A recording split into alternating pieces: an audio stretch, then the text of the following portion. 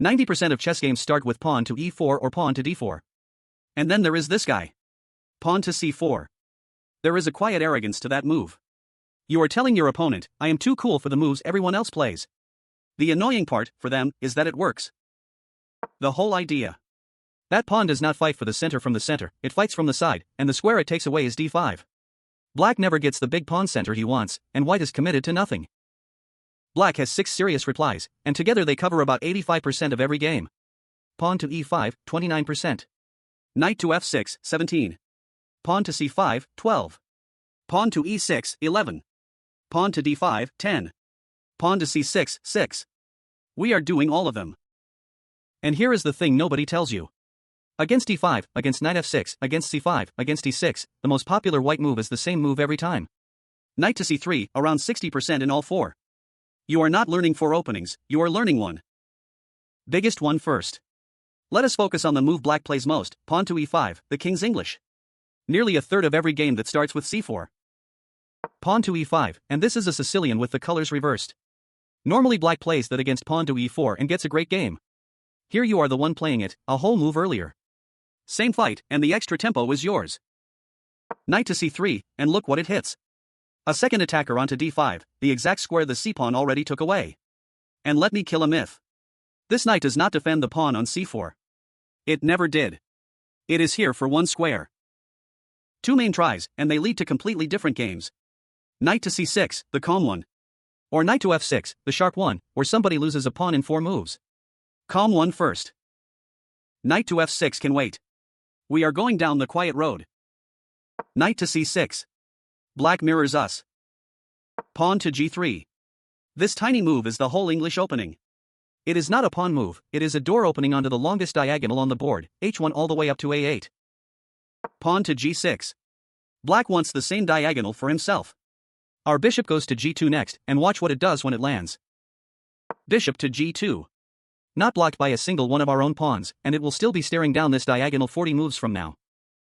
Black's bishop lands too. Now follow ours. It sees f3, it sees e4, it sees d5, and it is already looking at the knight on c6. Behind that, b7 and a8. One piece, half the board. Knight to f3. Now the pawn on e5 is under fire, so black has to spend a move on it. Knight to e7, not f6. Looks weird, totally deliberate. On f6 it would sit right in front of that lovely bishop on g7. On e7 the diagonal stays open. White castles. Nothing clever, just safe. Black castles too. The position is a mirror. Pawn to d3. Modest and correct. We are not smashing this position open. We are building it. This is the Botvinnik setup, and here is the plan you actually play. Pawn to a3. Then pawn to b4. The whole queenside starts rolling, and black cannot roll it back. And a second plan hiding here. Bishop to h6, to trade off the best defender black owns, backed up by the queen coming to d2. Win that trade and the dark squares round his king are yours. Now I am not going to lie to you and call this winning, because it is not. It is a nudge. But you know this position and he does not, and you have a plan on the side of the board where you are stronger. That is how club games actually get won. Right, rewind. Back to move 2, and this time black takes the sharp road. Knight to f6. Now the game changes character completely. Knight to f3, and that is a real attack on e5. Count the defenders of that pawn. There are none. Black has to do something about it right now. And this is what almost everybody plays. Pawn to e4, kicking the knight and gaining space. It feels great. It is also the move that hands white the better position. Knight to g5, and now count the pawn on e4.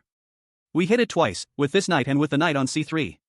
Black defends it once, with the knight on f6. 2 attackers, 1 defender.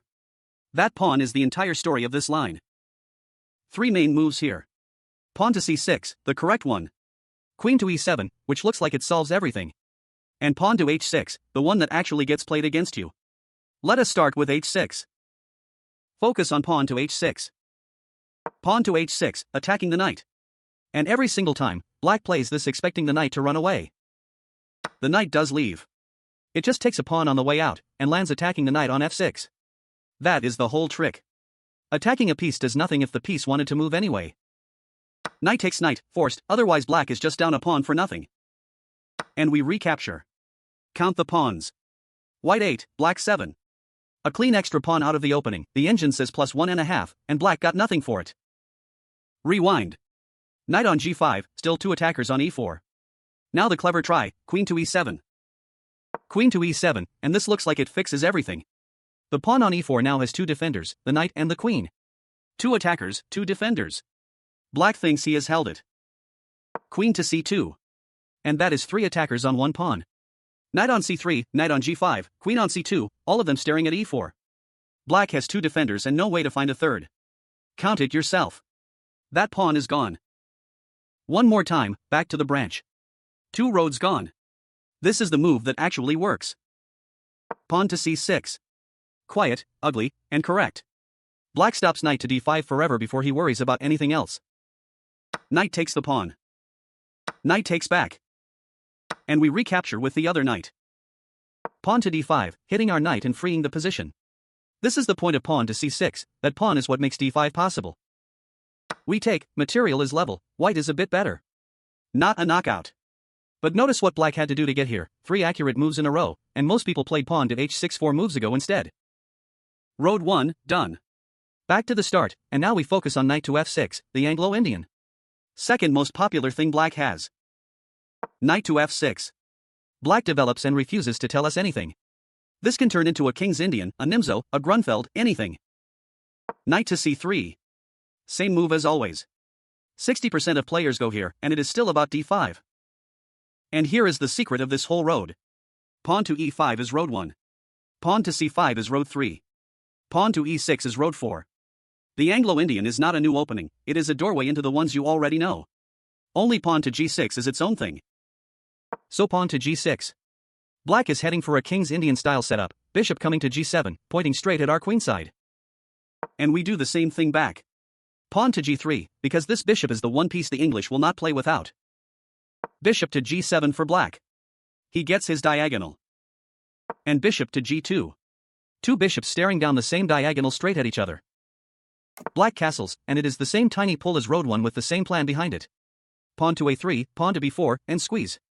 That is a lot of mileage out of one setup. 2 down. Back to the start, and we focus on pawn to c5, the symmetrical English, where black just copies us and hopes that is enough. Pawn to c5. Total symmetry, and black is fine here, honestly. But symmetry has one flaw. Somebody has to move first, and that somebody is you. 2 ways to use that.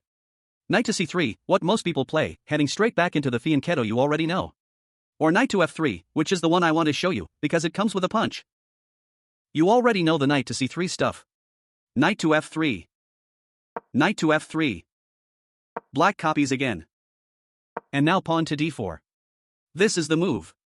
We are not letting him have a comfortable mirror, we are opening the position while we are the one who is developed. Pawn takes d4. He pretty much has to. Knight takes back, and it lands beautifully in the middle of the board. Pawn to e5, kicking the knight. Very natural, very human, and it leaves a hole on d5 the size of a house. Knight to b5, and be careful how you count this one. Knight to c7 looks like a fork of the king and the rook. It is not. His queen is covering that square and you just lose a knight. The real threat is knight to d6, check, because d6 is defended by exactly one piece, the bishop on f8. 2 sensible answers. Pawn to d5, which kills the threat. Pawn to a6, which attacks the knight and ignores it. We will do the human one first, because you will meet it constantly. Pawn to d5 can wait a second. Pawn to a6 first. Pawn to a6, kicking the knight away. Except the knight was never going backwards. Knight to d6.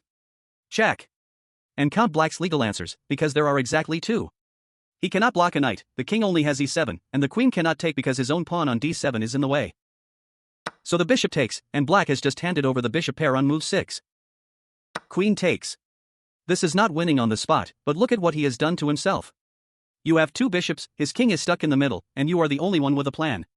All from one lazy pawn move. Rewind. Knight on b5, knight to d6 still coming. Here is what black should have played. Pawn to d5, and this is the move. It hits our pawn on c4, it fills the hole, and look what else it did. The d-file just opened, so his queen is now covering d6 as well. 2 defenders. The threat is dead. Pawn takes d5. Bishop to c5, sharp, and roughly level. And that is fine. If black finds pawn to d5 he has earned it, honestly. If he plays pawn to a6, you have already seen what happens. 3 down, 3 to go. Now we focus on pawn to e6, the Agincourt defense, where black is quietly praying you play pawn to e4 so he gets his French. Pawn to e6. He has spent years learning the French defense and he would love to use it. Knight to c3. Sorry. 54% play this, it is the most popular move here, and it is not pawn to e4, so there is no French coming. Pawn to d5. He builds the center anyway, which is completely fine and completely expected. And now pawn to d4, and look what just happened. Pawn on c4, pawn on d4, black pawns on d5 and e6. That is a queen's gambit declined. We got there without ever playing a queen's gambit. Knight to f6. Knight to f3, and this is one of the most played positions in all of chess. White presses, black holds. And we did the queen's gambit in part 3, so you already know exactly what to do here. 2 roads left, and we focus on pawn to d5, the Anglo-Scandinavian. This is the one I actually want you to memorize, because white does better here than anywhere else in this video. Pawn to d5. Straight in the face of our pawn. It looks aggressive and it feels like it must be principled. It is not. Pawn takes d5. Just take it. 60% of players grab it, and this is the branch where white comes out best in the whole video. Queen takes. She has to, nothing else recaptures, and now she is standing in the middle of the board on move 2, which is exactly where you want an enemy queen. Knight to c3, with tempo. Same knight to c3 as every other road in this video, except this time it comes with a free move attached. He has to move the queen again, and we developed a piece for nothing. The queen steps aside. Any square, same story. Pawn to d4.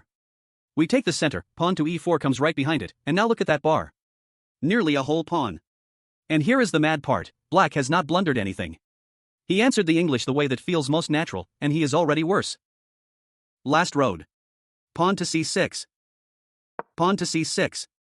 This one is a trap set for you, not by you. Black wants pawn to d4 so he gets a Slav, or he wants a Caro-Kann. He has prepared both.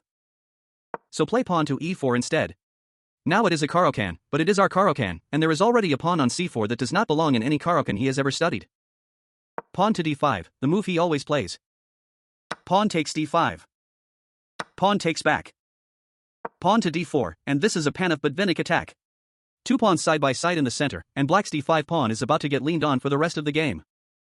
Knight to f6, defending. And knight to c3. Of course it is. Clean position, comfortable pull, and one more line where the move you always play is the move you needed anyway. That is the English opening. 6 roads, 1 bishop on g2, and 1 knight to c3 that answers nearly all of it. Nobody bludgeons anybody with the English. You just keep making sensible moves until the other guy runs out of them. If that is your kind of chess, hit like and subscribe. Openings for black next, tell me in the comments.